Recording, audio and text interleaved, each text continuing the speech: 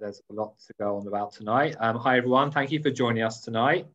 So tonight, as we advertised, Amir Balaban will be speaking about green architecture and living roofs in Israel.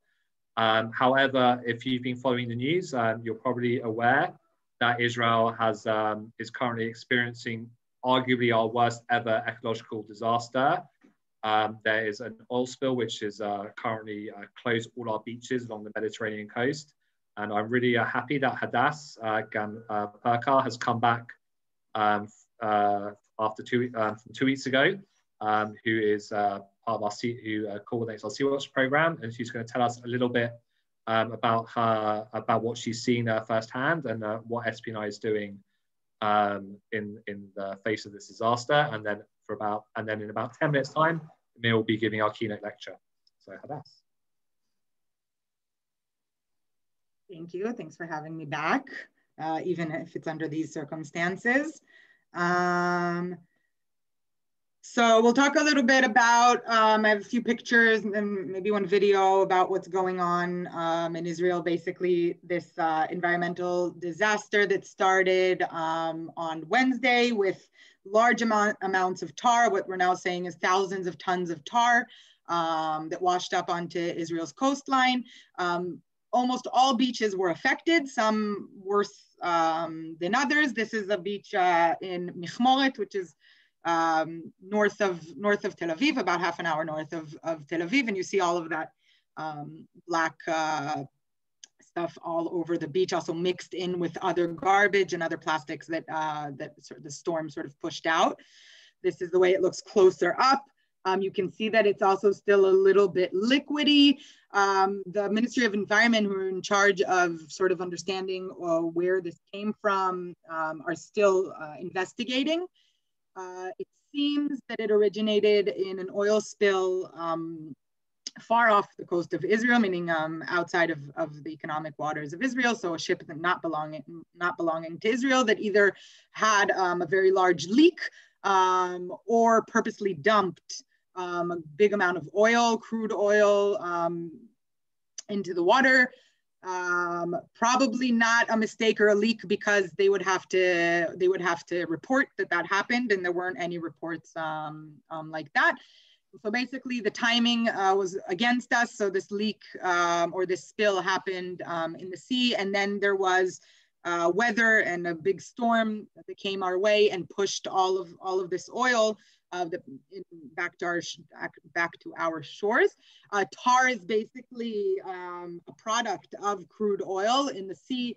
As it moves and goes through evaporation, this is kind of what's left. Cleaning it up is, we already see wildlife being hurt by the tar. Sea turtles are especially vulnerable to these kinds of contaminations. This is a hatchling, probably not even a year old. In the first years of their lives, they float on the water. So basically, oil floats as well, and that's why they are usually the first to be injured from these kinds of pollution events. So lots of sea turtles were found across the coastline. Different kinds of seabirds, and even a whale carcass that washed up onto shore that we're still not sure if it originated in the oil spill as well, meaning if the cause of death has to do with the oil spill and is actually being checked right now. Here you can see basically kind of mixing with plastics, which makes it a lot harder to clean up. This tar is toxic, so if we would just clean it up and then throw it into our regular garbage, we would just be moving the contamination from the beach to the land. So cleaning it up is a project that's different than any other beach cleanup. So we have the SPNI has been organizing groups of volunteers to go out and clean this up. Let's just see this video sort of in the southern coast of Israel, sea turtles that were found in the tar. So pretty bad. So volunteers from the SPNI and from other organizations have been going out to the beaches. We're talking about thousands of volunteers that wanted to take part in this. And the cleanup is, and I was on the beaches as well, trying to help to clean up. I live right across from one of the beaches, very close to that first picture that I showed you. So it was extra important for me just to also make sure that I go down and clean what I call my home beach. Basically sitting on the sand and starting to pick out the tar from the other garbage. Again, we have to send the tar to a different kind of treatment versus the other garbage on the beach. It was the first few days after the tar showed up, there was still a very big storm, so it was hard to send volunteers out. So basically we got to the shores about 2 days after the whole thing started, which meant an even harder job in sort of cleaning it all up, because it all sort of dispersed during the storm. These are pictures from today. Today we already have better weather, so we were able to go out, groups of volunteers through the SPNI coming and picking it up. And as you can see, when you're taking the picture now from far away, you're not necessarily aware to all of the small tar pieces that have to be picked up. And you see basically each person sort of took over one area, sat down and started collecting whatever they could, what sort of ends up to be hundreds of tons and kilograms of that tar. So those are my pictures of what's going on. It's not something that we've ever seen on Israel's beaches, and it's kind of a precursor to what could happen if we continue searching and drilling for fossil fuels without making sure that we have ways of taking care of it, meaning NGOs and government as well. Thank you, Hadass. Sure. So there we have a couple of questions about this. So our very own Amanda asked, how can people volunteer to help with the cleanup efforts? How are we doing it? There are is there a website or something that people can sign up to? Right now there isn't a website, but we should have a link up and running by tomorrow to allow people to sign up. Right now they're getting to us through more old-fashioned ways, and we have people in charge of each area at the beach who are in charge of their volunteers. And by tomorrow, I hope there'll also be an easy way to sign up and join. Great. Susan asked, can the oil be washed off the turtles with soap or other oil remover? I'm not sure exactly what kind of chemicals they would use to get them off. I have a feeling soap would be kind of a problem for all of the animals who did survive. So I'm assuming no. Chemicals are often used at oil slicks and oil spills when they're still deep in the water. There are different kinds of things that can be used to sort of collect it. Not sure once it arrives at the beach, it's a lot harder to take care of. That's why it's so important to be able to deal with these kinds of things before they land on the coast. Sure. So there's a few questions about the turtles.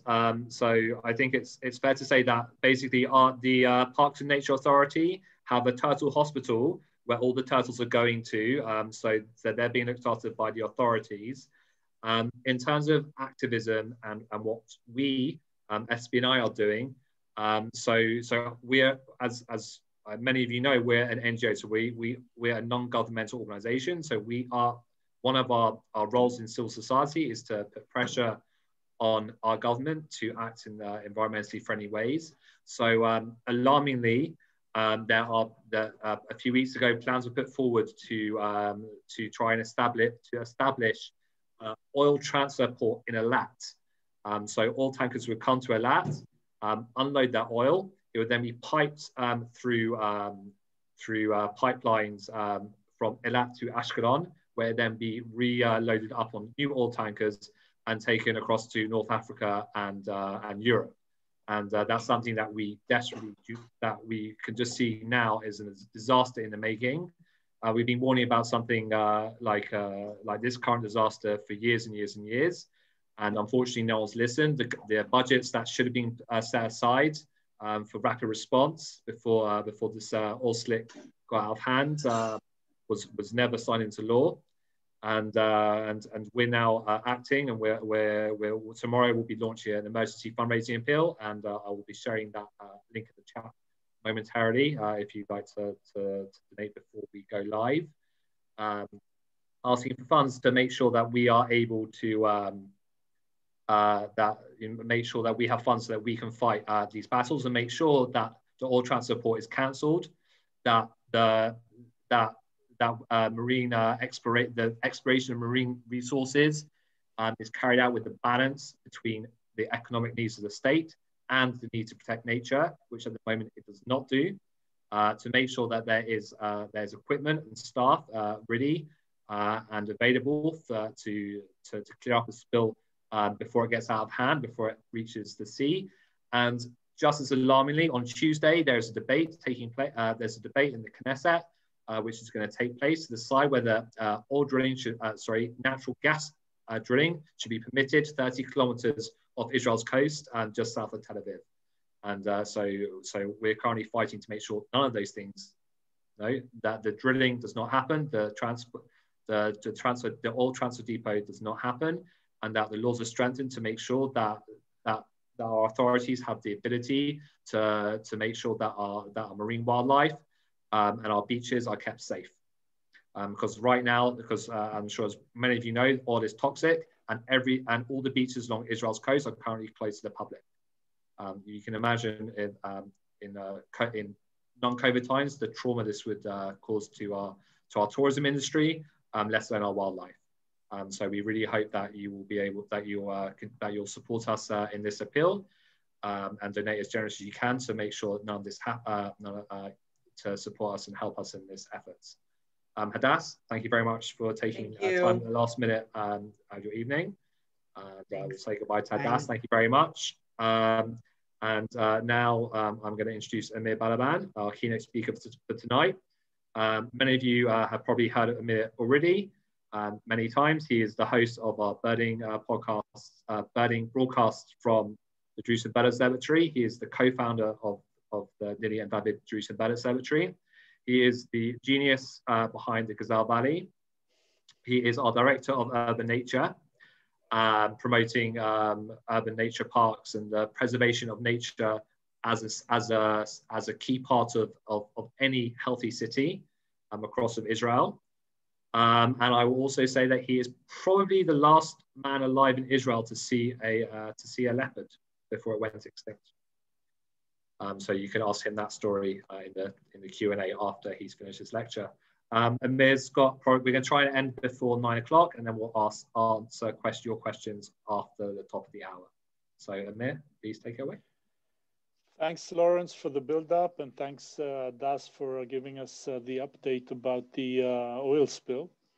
I'm happy to be here with you this evening or noontime. I saw participants from the States, from Europe, from Paris, from all over the world, and I'm happy you're taking part in this short lecture. SPNI, as you may well know, was established in 1953, and originally we operated in wild and open areas that hold most of Israel's nature. During the last 60, 70 years, Israel has developed in a very, very high rate, and most of the Mediterranean habitats in Israel and many of the desert habitats are covered with urban cities. Now, this is not something unique to Israel, and you will very soon see that this is something which is very typical to most continents. Just a minute. So our talk this evening will focus on how can the urban surrounding that we live in, most of us live in, affect the future of our planet and its biodiversity.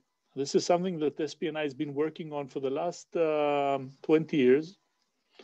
with the government offices, municipalities, public organizations, community organizations that want to make sure that nature in Israel sustains this rapid rate of development. Now, one of the key photographs I usually use in my lectures are this NASA photograph that was taken from space. And it's a compilation of a few nighttime shots of the different continents. And you can see the outlines of the continents through the dispersal of cities. And you can see that most of the Mediterranean areas, or I would say livable areas on Earth, are covered with cities. And the bright spots are basically cities that have been sprawling and developing. You can see the east coast of the United States fully covered with cities. Western Europe, you can actually see the Nile and the urban sprawl along the Nile, and the Israeli coast, which is fully covered with cities. And likewise, Japan, Malaysia, Indonesia, South America. Here you can see Buenos Aires. So this is something which is a global challenge. It's not only a unique challenge. The question is, what do we have in Israel to contribute to this challenge, and how do we solve this clash of development and biodiversity? So in order to understand this, we start to dig back into our past. And we're trying to figure out where do we people and the structures we use co-host wildlife, and what type of wildlife. So one of the first places where humanoids lived in prehistoric times are caves. And you can imagine that in these caves, the human activity attracted a lot of wildlife. First of all, the caves served as protective domes to prevent predation by larger wild animals. And you can imagine that all the excess food and refuge was used by lots of animals. This is, by the way, where the first animals started their very keen relationship with people. It could be dogs and cats and so on, or birds that were collected by people, and they were treated as a part of the humanoid clan. And as humanity developed and the different structures were developed, either in nomadic civilizations or in permanent civilizations, these structures immediately attracted wildlife or plant life. And you can see even on the barks of these trees, you can see the moss developing, or the spider webs that probably hung and developed on the beams. So wherever we go, animals and plants follow us because we create a habitat. It's a micro habitat. And this is something very interesting. If we want to understand and create some sort of dialogue with nature, we must understand the intricate and the most fine ways we interact with wildlife. Here you can see an illustration that shows how our dwellings used to incorporate a lot of organic matter that decomposes and creates many, many potential microhabitats for people and animals. And here you can see an illustration from a dwelling in the tropics. Again, a sheltered area with less humidity, less radiation. It's not only good for people, but wildlife can use it. And one of the interesting things is that when civilizations developed and moved from farming communities to the first urban communities, the shift was very dramatic, because I think what separates a village from a town is usually a public building.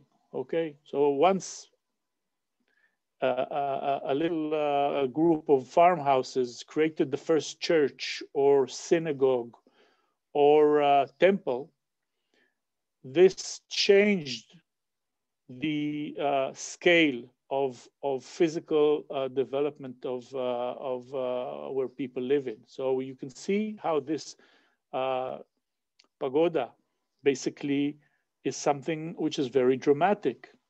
It's very attractive for more animals.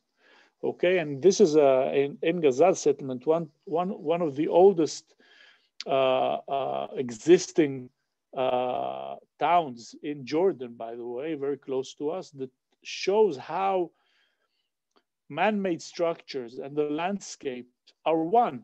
And a lot of animals and plant life find these structures very, very attractive. For example, look at this collection of buildings on a rock face, on a cliff face in Yemen. So you can imagine that the birds that live in the cliffs might well find the buildings very attractive. So now after talking about the general idea, we'll dive into what's happening in Israel and how we use the Israeli landscape and the understanding of the Israeli landscape, the Mediterranean and the desert landscapes, to understand the correlation and the relationship between plants and animals and physical structure, and how can we tap to this knowledge and affect the way we developed modern day cities and buildings in such a way that we might not completely prevent the destruction of our natural habitats, but we can mitigate them. And in many cases, we can harness them to create a sustainable city. Not only a sustainable city, we can create a resilient city. Resiliency is one of the biggest challenges in any urban developer's checklist. And as you all know, you can see what's happening now in Texas, and you can see how everything is stopped in Israel just because of a little snowfall, or when water retention is not controlled, floods are affecting our lives, not only the economy, but the lives of people. So we must understand that nature is not a force we can play with. We have to respect it, and we have to understand that when we develop, we have to understand what we're playing with and see how we mitigate the effects we're affecting. So you can see this little bird, for example, is called a wheatear. And this black-eared wheatear nests in these fine ancient terrace walls. So we see that a lot of animals might use these terrace walls and the cracks and the holes between the rocks as an ideal place to live in. Not only animals, but a variety of plants are well adapted to develop, to germinate and develop and flower in these old terraces. And you can see how in these terraces that were built probably a few hundred years ago, before the Ottoman era, some of them date up to 500 years old. They are a very, very good habitat to a lot of biodiversity, different type of ferns, and of course, some of them contain trees that can easily develop. And one of the most interesting things we found out once we were commissioned to create a biodiversity survey in the old city, we identified a few key spots where plant life and wildlife moved from the original cliff face of the old Temple Mount to the man-made wall. And here you can see how these cliffs and the wall are one. So the distance for a plant to move from this natural site to this man-made site. And over here, you can see up here is very, very short. So Jerusalem and Akko and Jericho are one of the most important laboratories for us to understand how to work with nature in urban areas. So this is one of the most important photographs I wanted to show you and to emphasize how Israel, and especially Jerusalem and the old cities of Israel that are still preserved in a very, very a good manner, serve us as a research lab. And here you can see, for example, how the sloped wall around David's castle is one of the most amazing horizontal, sorry, not horizontal, no, שכחתי את זה באנגלית, how this is one of the most beautiful wildflower fields developing on a sloped wall. And many of these plants are specifically specialists on growing on cliffs or on different elements in the architecture of the wall. You can see here at least 4 species of different Mediterranean plants growing on the ancient wall of Jerusalem. And of course, wherever you have this type of basic vegetation system, you also have many animals that thrive on the vegetation, such as arthropods and invertebrates, and of course, different type of snails, which are very, very common. They usually scrape the different algae from the rock itself. And you have moths that live on the wall itself, and some of their life cycle is dependent on cracks where their caterpillars will develop. And of course, you have the predators, such as this fine gecko pictured in the Western Wall. Okay, so you can see that we can, if we want to, identify these elements and reproduce them in modern day architecture. This is an interesting documentation. This is not a modern art project by an Israeli artist. This is fruit bat spit on the old city wall. So the wall actually collects organic matter that flows down after rainfall to the base of the wall. So we see that walls actually are very living structures. And here you can see the Western Wall, and how over here you can see the common swifts flying over the heads of the people praying in the main court and nesting just over the heads of all the people who come to pray. And they nest in these special cracks. One of the interesting things is that the nests start about 2 meters, 1.5 meters above the people who pray, because this is the last area where people can stick their notes in the cracks. Once this stops, then plant life and wildlife starts thriving. So this is very, very interesting. And here you can see another species of palm dove nesting in the Western Wall on a wild caper that has developed in one of the cracks. So one of the things we managed to create is an understanding of the ecosystem on the old city wall. And you can see at the top, we have the predators, the kestrel and the stone marten. We have secondary predators like reptiles and birds. We have different vegetarian species. And of course, we have the plant community. And for the first time in the history of Israel, we managed to create a plan that was incorporated in the renovation of the old city walls, where all the nests of common swifts and other birds were protected, and they were not covered with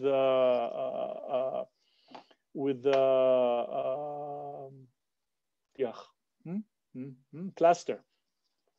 So the authorities understood that a part of the cultural heritage are the capers and the birds that live in the wall. So there were a lot of structural reconstruction, but where birds and plants developed, they were kept. And this is a work plan that we're very, very proud of. So this is a typical product of the monitoring, surveying, data base we create, and how they implement renovation or building of building. Here you can see the people renovating the old city wall and plastering areas that from the engineering point of view need to be protected, but also protecting the different habitats. This is another project we're involved in Mamila Pool, one of the built winter pools that we have in Jerusalem. This is an old Herodian project, a very, very impressive water system that supplied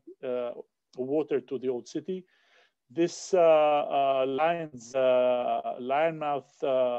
plant is a Sicilian species that was probably brought to Israel by the Crusaders. Also, here we follow and work with the authorities to protect them. We see how radiation affects the different faces of the wall. You can see that the northern face, which lacks radiation, is green, full of vegetation, moss. And the southern side, this was taken on the same day, is, because of the radiation, is basically desert type habitat. Another project we were involved in was the Hansen project, how to protect the special vegetation. These are cyclamens that developed in this project. And you can see they developed in such a beautiful way that people come from all over Jerusalem and Israel to watch this place and to take part in cultural activities.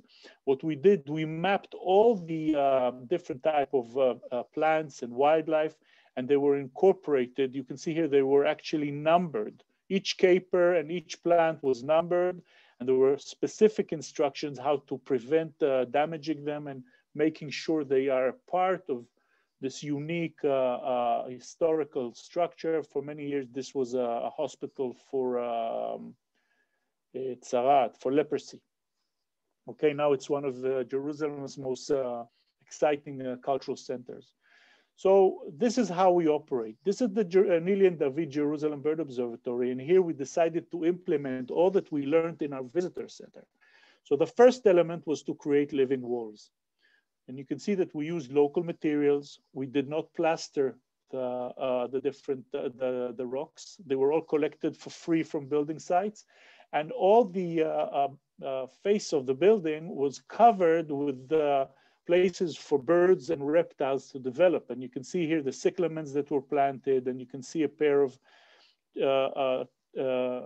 palm dove chicks nesting on one of the ledges. You can see the agama lizard living up on the wall, and this was very exciting. So we're implementing this knowledge in the reconstruction of living walls all over Jerusalem in all our urban wildlife parks. And you can see how this activity affects our community in a very, very beautiful way.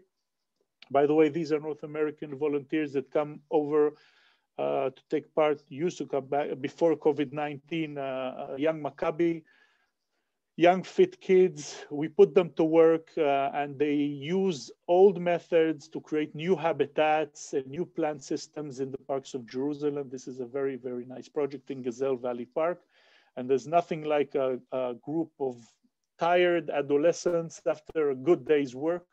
And this is not only protecting biodiversity, it's also creating community and creating a common denominator. You know, one of the big challenges in our era is creating these common denominators. Everybody fights about politics and economy, but most people believe that nature is important for everyone. So this is another, you know, side effect, okay? So we have many species that specialize in urban surroundings, like the rock dove that has become a very common species as a feral species that, you know, a domesticated pigeon that turned wild. And so is the house sparrow, which basically symbolizes, I think for most birds, the connection between people, buildings, and wildlife. So this is a bird that I think followed us from the days of when we lived in caves and lived off our scraps, moved on into our nomadic structures, and then to the villages, and from villages to towns, and from towns to cities. But sadly, in many modern cities, sparrows are disappearing. What does this mean for us? Is this an indicator? Is this the canary in the mine? is the fact that sparrows are disappearing in cities because they lack food, because of pollution.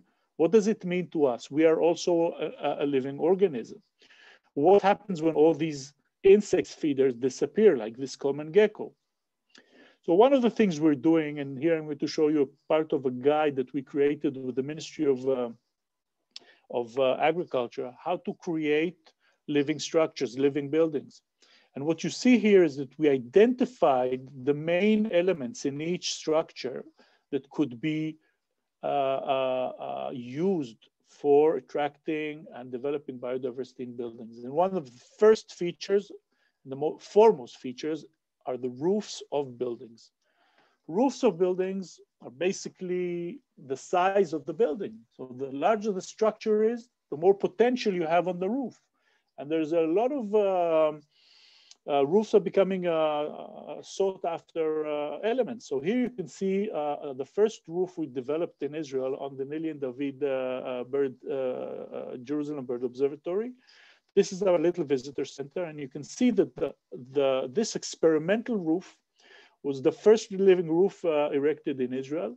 And I will show you how we developed it. And here you can see how it looks like when it's in full bloom.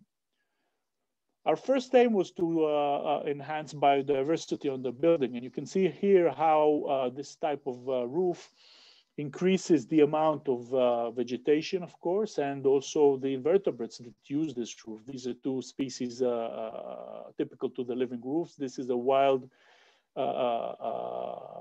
fly that specializes on drinking from the species of carnation, and another species of wild bee. It's not our honeybee, common honeybee, which is basically a farm animal. These are actually wild bees that need protection.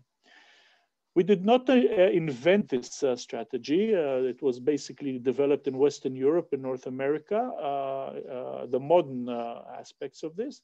And here you can see a fine example of a bird that was basically dependent on rubble in London, developed very well after World War II, but once everything was renovated, it nearly got extinct.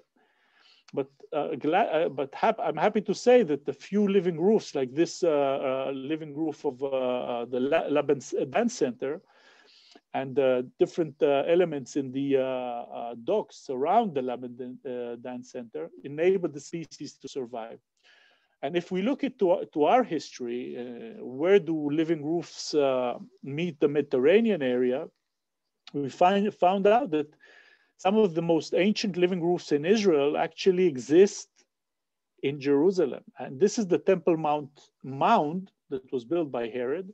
And some of this vegetation, like this huge pistachio tree, actually grows 40 meters above the original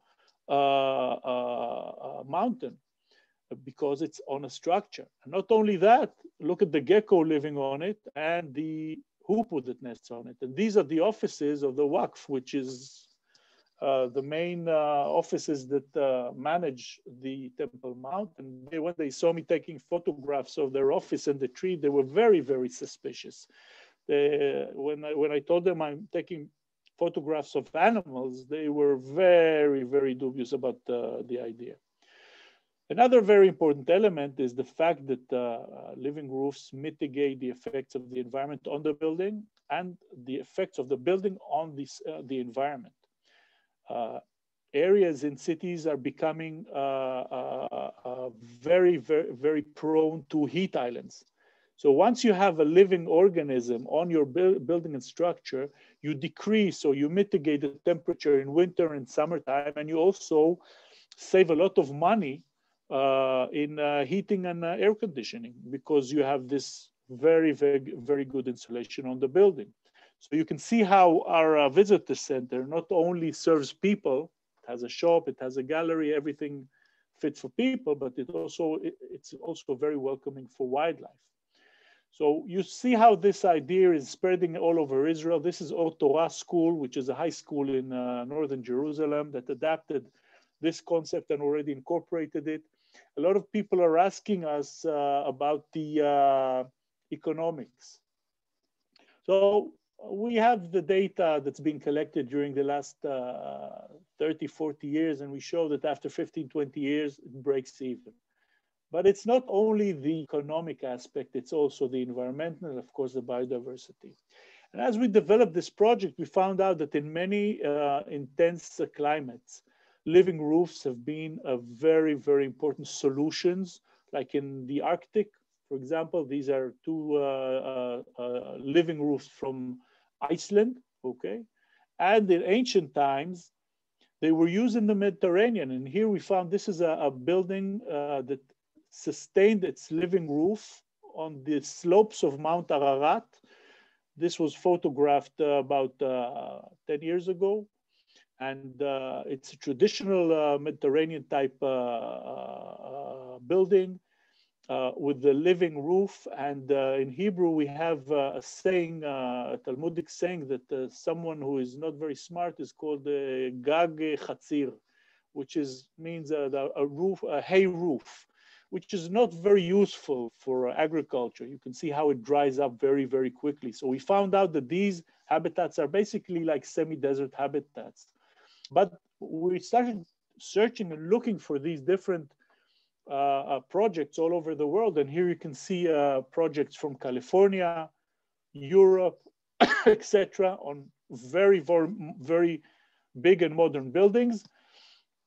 This is the Academy of Sciences in the University of Virginia. And this is Switzerland, also a roof that manages runoff water and collects runoff water. So you see how this has been adapted in Israel in many ways. This is a very typical way of developing green roofs, which are intensively planned and managed roofs. They usually have an irrigation system. It's usually automated. It's not that ideal for biodiversity, but it is very important for the community. So kids can come, learn, have activity, agricultural activity, sciences on the roof of the building, okay? So this is very important for urban kids. Here we have another beautiful project in the Ganei Ramat Nadiv in Zichron Yaakov, another beautiful slope type green roof with a very deep substrate, so trees can grow on it. And the other thing that was very interesting that we found out is how a living roof changes every month of the year. And here you can see the different months of the year, the cycle from the first month of the roof when it was just planted to the first spring and summer and how it dries up. This is October down here. Okay, and here you can see the different biodiversity we managed to develop on the roof.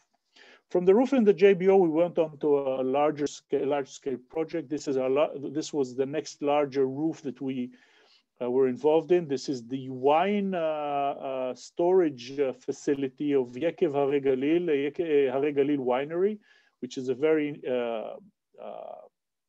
high standard winery. And we had a great advantage because it's just on the Lebanese border. The roof is very, very strong, so you can add up a lot of earth on it. So we put in a nice layer of local substrate, and look at the biodiversity. Look at the beautiful plant system full of insects and animals. And this roof actually had a fox on it, which is great because it's very accessible to the area around it. There's direct bridge between the vineyards to the roof itself. And we start understanding that this tool is developing all over. And as we were doing our roofs, we found out about this huge living roof in the Ford River Rouge complex, which is one of the US's largest living roofs, one of the world's largest living roofs, an amazing roof. And here you can see a nest of a killdeer, which is a little shorebird that nests on the site. And you can see how basically even ecological corridors are basically green roofs or living roofs connecting habitats over highways. This is Route 70 in Israel that serves as a very important crossover for wild animals. You see the Israeli mountain gazelle and the wild boar. And this is basically the same type of planning, very, very extensive living roof. Here, another one on Route 6, one of Israel's largest highways. The technique is very simple, and you can see the different layer used. This is how we documented our work, because the idea was to experiment and do things that no one has done before in Israel, and give people the confidence they can do it either as urban planners, as architects, as private people or entrepreneurs that want to take part in this process. So here you can see how we show how to create such a roof, how to plant, how to add the substrate, the different layers, how to plant and observe how the germination process happens. Here, these are our volunteers in the JBO that actually helped us create this amazing project. This is Avner, one of our leading young conservationists, planting more than 150 sea squills on the site itself. Here you can see the addition of what we call biological furniture, which are microhabitats of rocks or stones. And here you can see the common Levant lizard adopting this log and creating a small habitat for itself. And you can see that the development of a roof is very, very gradual. You see how the birds are actually adding the nitrates needed for plants. You can see how spiders arrive via their flight webs on the roof, and how the different pollinators come and pollinate and kickstart the cycle. So our living roofs, and this is what SPNI promotes, we promote living roofs, which are standalone, extensive, no irrigation, no management. It's you put the earth on the roof.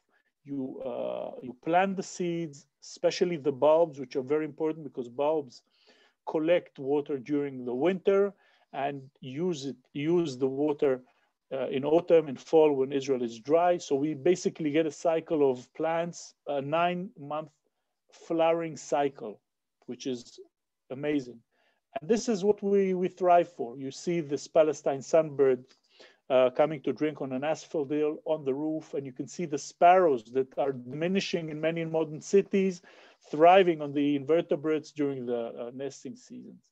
So this is something very important. Birds are our indicators, and as Lon said, I'm a bird person. So from my point of view, birds are telltale stories. They tell us the condition of the environment. Now, we are always thriving to supersize, advance to new habitats. So the desert habitats are the new challenge. We haven't done a desert habitat living roof yet. We're looking for one right now, but we have supersized. And this is one of our latest projects. This is the Morton Mandela headquarters in Israel. This is a big foundation operating in Israel. And they built their new headquarters near the Botanical Gardens. And because it was built in the valley, the building committee of Jerusalem required them to have a living roof. So when they started the project, they looked for the living roof specialists, and they called us because we're well known for our work. And we were just thrilled to take part in this project because this is a 2.5 dunam roof. It's about half an acre, which is, to this day, Israel's largest living roof. So here you can see the first, waterproofing experiment. This is when the terra rosa was placed over the special mats. We planted over 2,300 sea squill bulbs. These bulbs are the largest existing in Israel. The sea squill in Hebrew is called chatzav. That means the quarry bulb because it can actually crack rocks. So this is a very brave deed to do on a living roof of such a beautiful building. And this is what happened last January, after the first, during the first year of this roof, apparently the amount of silt in the Terra Rosa was pretty high. So we managed to create the first living roof in Israel that actually holds water for at least a week and a half. So this basically shows that roofs can be a part of the water retention and management system in the city. Instead of this water flowing immediately from the roof to the streets and creating floods, it seeps in, the plants use the water, and of course the plants collect the CO, produce oxygen, decrease temperature in summer, and of course makes a very fine protective layer over the building. And this is springtime. This is the first spring of the Morton Mandela building. And you can see how it was just in time for the opening ceremony. You can see the beautiful Mediterranean wildflowers, and you can see how it looks during summertime.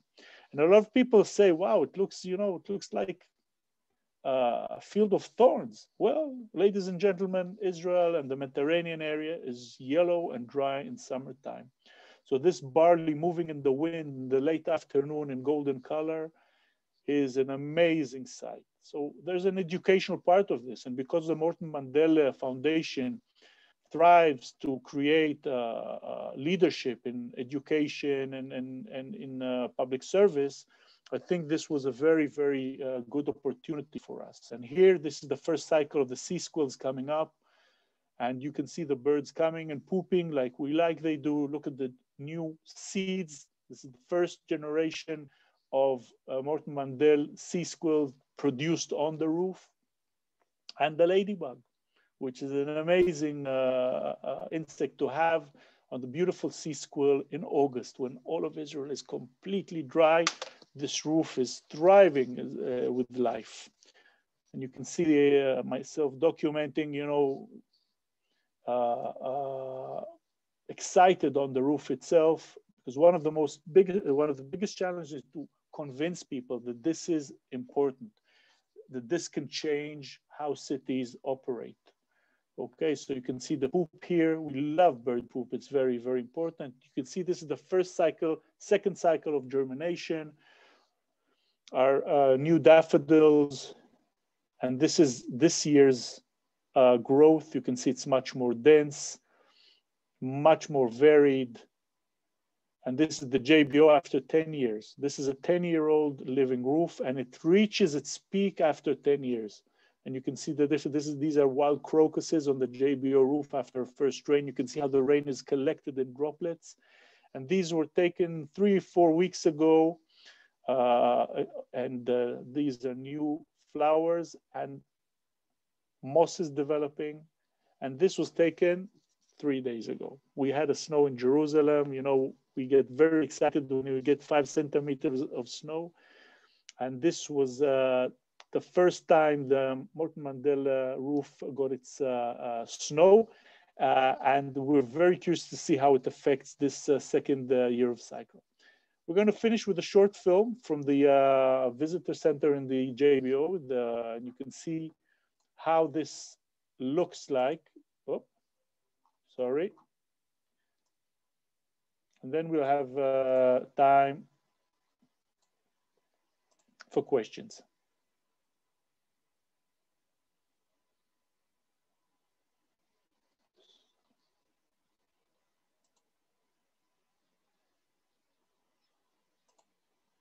No, sorry. I hope you can hear it like this.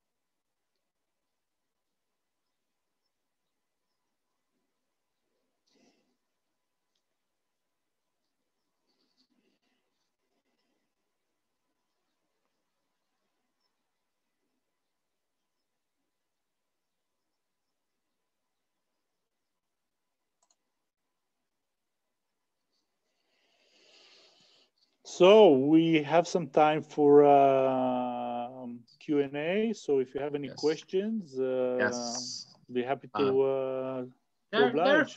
There are a few questions, Amir. First of all, thank you very much. Lots of people saying very nice things.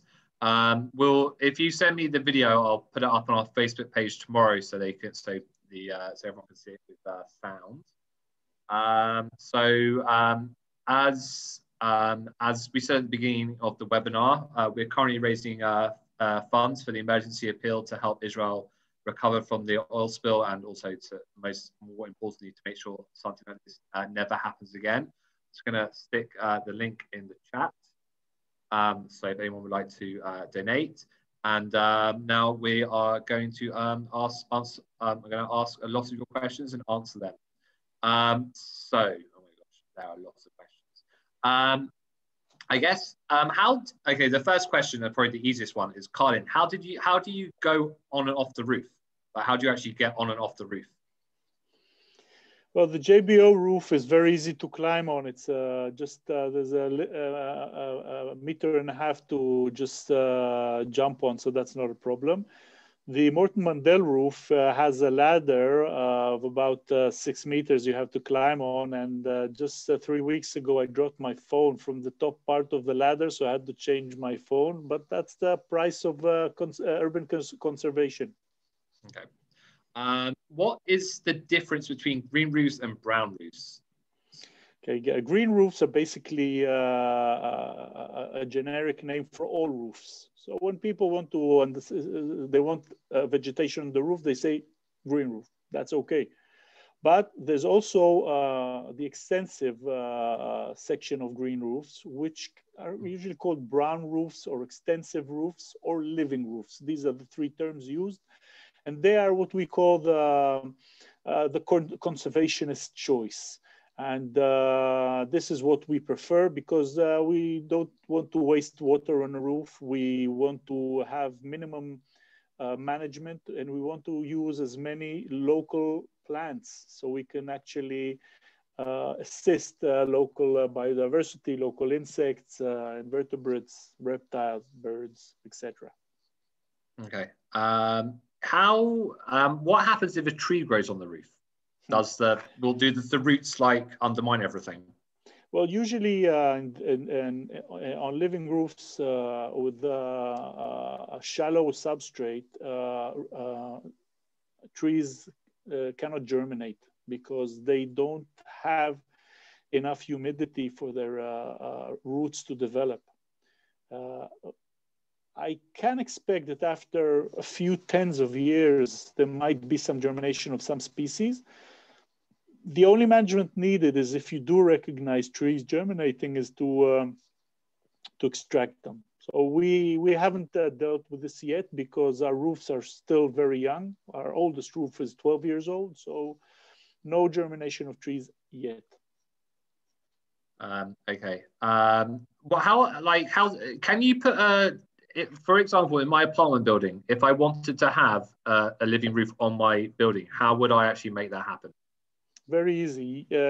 First of all, there's an engineering aspect that you have to make sure that your roof can carry weight. And once you understand how much weight it can carry, you can create a living roof. You can either do it independently by using plant pots or any plant trays. Some of them can actually be bought in nurseries in Europe and in the United States, or made independently from wood or what have you. You can decide the depth according to the engineering or what your roof can carry.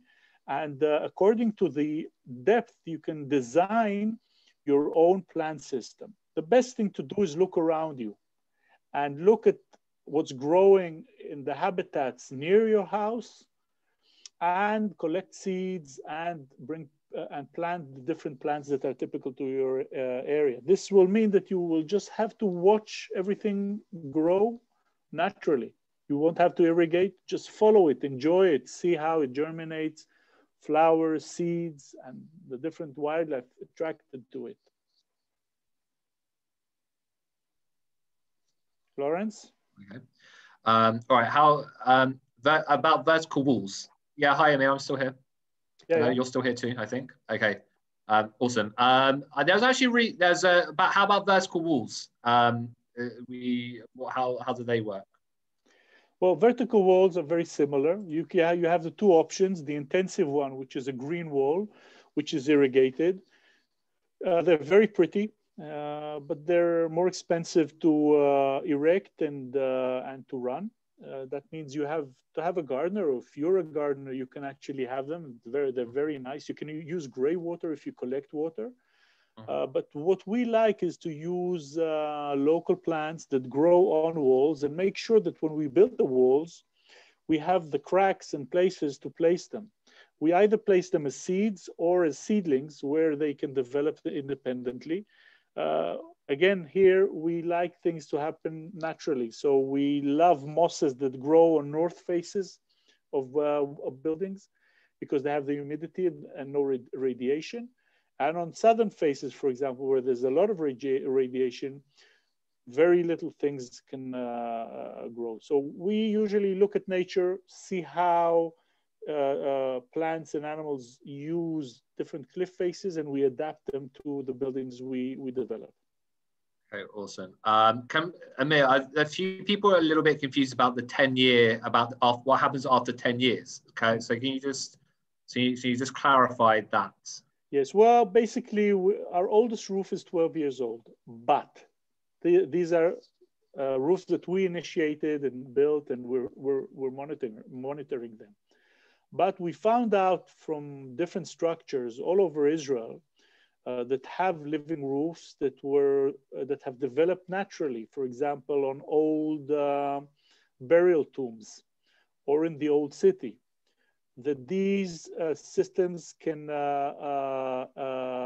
develop for tens, hundreds, and sometimes thousands of years. The pistachio tree on Temple Mount is at least 400 to 500 years old. And it developed and germinated on the upper level of Temple Mount. And it's just one of about 150 trees that we documented on Temple Mount, okay, on a structure. So we are monitoring on a monthly basis for 10 years, for 12 years already. But we're planning to keep on planning and monitoring these roofs because we're very, very interested in how they affect cities and how they are used as a tool to mitigate urban development. Okay. There's something that I want to ask you, but Gabriel asked it. How do you balance living roofs with rooftop solar? Okay, so that's an excellent question. Nowadays, it's becoming more popular to combine the two. Most of the companies supplying the technical aids supply technical aids that sustain a living roof and a solar panel system. And not only that they combine well, they also they have added value for each other. First of all, the solar panel creates shaded area for different, which is excellent for different type of plants. The second thing is the ambient temperature of the roof is lowered, so the efficiency of the solar panel increases. So you have a win-win situation here. And this is another one of the things we're hoping to get off the ground in the next few years. There are get a few combined roofs that have both infrastructures on them. Awesome. Okay. Francine asked, does SPNI sell our expertise in green roofs commercially, or is that something that we can think about doing? Yes, we do. We're not a commercial company, so we're a non-profit, but we do sell our knowledge to entrepreneurs and organizations and company as advisors. So this pays the fee for the advisory fee we supply, which is basically very symbolic. Just to give you an idea, the Morton Mandela building, I think, cost something around 50 million shekels. Our advice cost them about 10,000 shekels, which is, chick feet. So but the effect is tremendous. I mean, once Morton Mandela made this living roof, everybody says, "Wow, it's maybe we should have one too," because it's such an exclusive building. So there's a few questions about how would you repair? Like, is there a way to repair the roof underneath the living roof? Oh yes, without having to dig up the entire roof. Not a problem. We were quite afraid that we'll have to fix roofs after putting the substrate and planting, but we have two buildings that needed repair.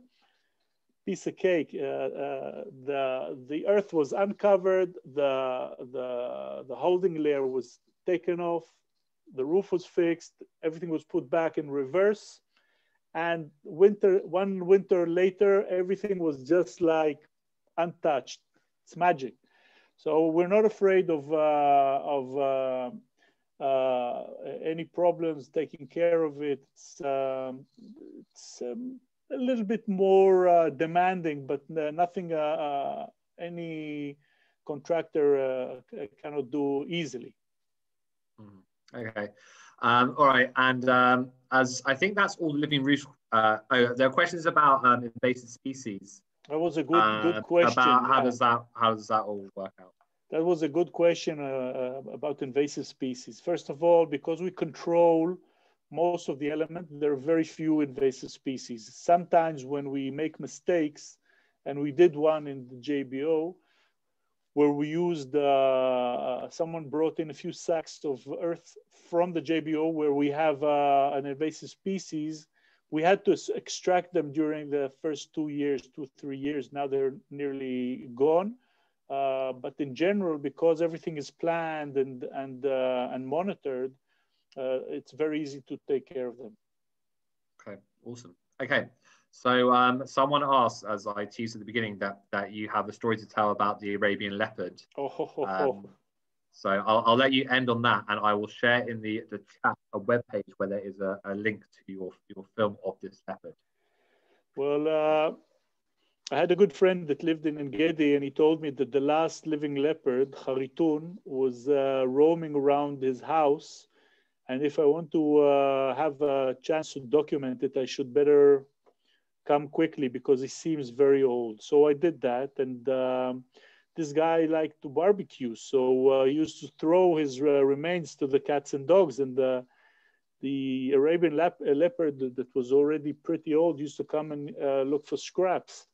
So one weekend, I decided that I'm going to take my family to try and see the last leopards. I had 2 young kids, my wife, and of course, my pet dog. And we traveled down to Engedi and we set up camp, and I waited with the camera ready. The kids were sleeping in the little van, my wife beside me. We all fell asleep. And suddenly I heard my dog bark, and Lulu, a beautiful female mutt, and she warned me, and I saw the leopard. I woke my wife. The kids, I tried to wake them, but I had to take the video, so they didn't see them. The leopard took some scraps and disappeared. So everybody went back to sleep, and I went to drink coffee with my friend, and I asked him, listen, does the leopard come back? And he said, no, it doesn't come back. Suddenly I hear my wife shout and my kid shouts, and I go outside and I see everybody in the car hysterical because the leopard smelled Lulu, my mutt, and she really wanted to have it. So the leopard started walking towards the van, and my son woke up because Lulu was barking, and he shooed away the leopard. And my wife, then he woke up my wife. And that, if you think a leopard is dangerous, my wife was 5 times more dangerous than the leopard. She was so mad at me, leaving the whole family in an open car, ready for the leopard, the last leopard to feed on my kids. To this day, if you say leopard near my wife, she looks at me with a with a look that can kill. This is so you can see that video. Lawrence will share with you the link, and you'll know that there's a story behind this. Amazing. So guys, listen, I'm very happy for you to happy to have you with us in this webinar, and see how we are also trying to do a lot of innovation in wildlife conservation in Israel. We like to think outside the box. We like to watch and look at our ancestors and find out how they created the sustainable way of living in ancient times and try to adapt it to our modern way of life. And thank you for being a part of SPNI and part of this global movement of making our planet safer and healthier and a good place to live in. Great, thank you very much, Amir. Someone asked, is this lecture recorded? And the answer is yes. It will be available on our YouTube channel tomorrow, and also on our website, which is www.natureisrael.org. Amir, thank you so much for doing this again, for coming back. I'm sure we'll have you again in the future. And thank you everyone for all your support, everyone who's donated so far to the appeal. Thank you so much. We really appreciate it. So it's a terrible disaster, and thank you so much for doing something to repair the damage, make sure something like this never happens again. I will, I put the link in the chat for Amir's leopard video. I'll put it in the show notes as well for the presentation. And great, thank you very much, everyone.